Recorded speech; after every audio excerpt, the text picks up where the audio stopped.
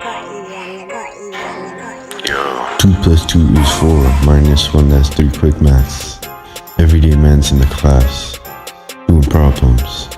See that problem board, that problem is easy, thanks to Mr. Aim.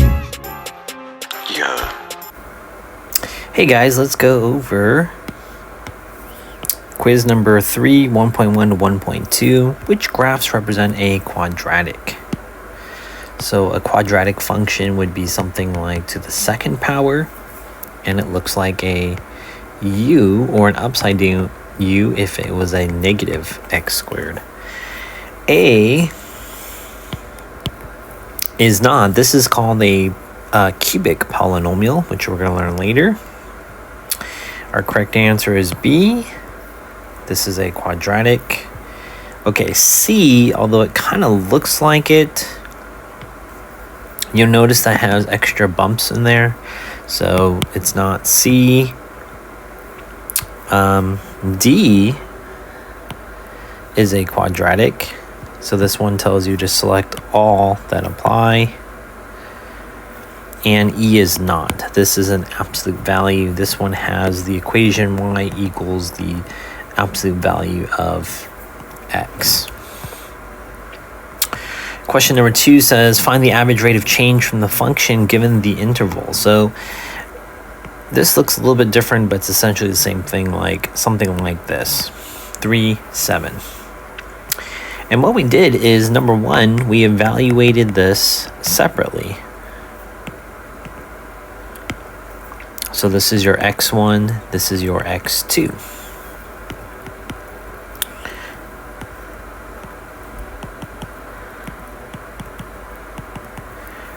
So you're basically just going to plug it into the function. So let's put in 3.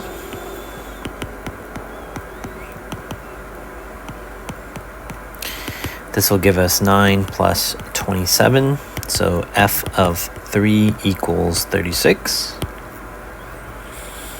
So that order pair is going to be 3, 36. Okay, let's do the other one now. We're going to use 7. So f of 7, put in 7 for every x value. 7 squared plus 9 times 7, 49 plus 63. This will give us 112. F of 7 equals 112. Okay, the next thing you're going to do is we're just going to find the average rate of change, which is basically slope. My formula is y2 minus y1 over x2 minus x1. My y2 value is 112. And I want to point out that it must have the minus sign in red. My y1 value is 36. My x2 value is 7 and 3.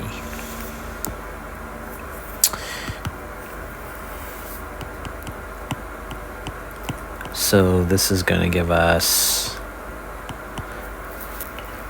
76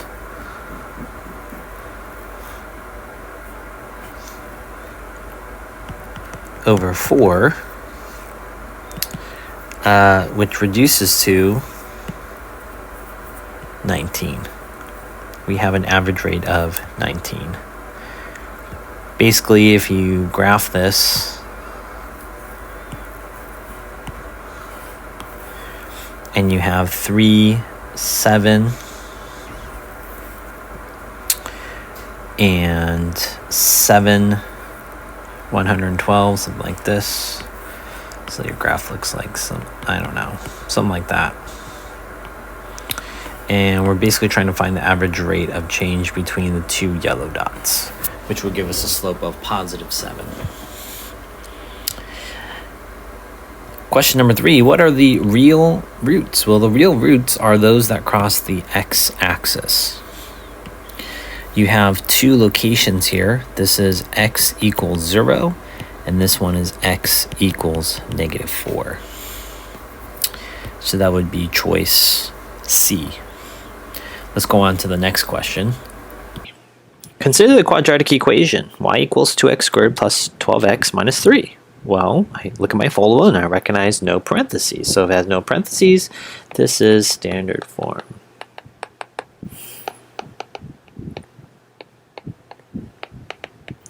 And we were working on identifying the A, B's, and C's for quite a bit of time, right? We've even done that back in factoring. So A is 2, B is 12, and C is -3. Did you notice how here the A, B's, and C's are never x or x squared, right? It's the numbers in front. Those are called coefficients. Coefficients. Okay, part B, what is the axis of symmetry? So it gives us an equation. Let's just write this equation out. -b over 2a. So let's just use my highlighter here. Okay, so I need the b value right here. So b is 12. And then we're going to use a value, which is 2. So let's write that out. X equals negative. The b value was 12, and 2 times the a value, which was 2. And let's just go ahead and simplify that. So x equals -12, and then 2 times 2 is 4. So did you notice I'm doing that negative sign at the very end? That's just my preference. 12 divided by 4. Remember, if you don't understand cross canceling in some ways, 12 is really 4 times 3, right? So cross out your 4s. 4 divided by 4 is 1, so I cancel out that equals 1, so I'm left with x equals -3 is my answer. Let's highlight that if it's not clear. Do you love math? If you do love math, I suggest to go to www.mrmathinc.net or YouTube Mr. Ing today. Very easy and compatible to work with.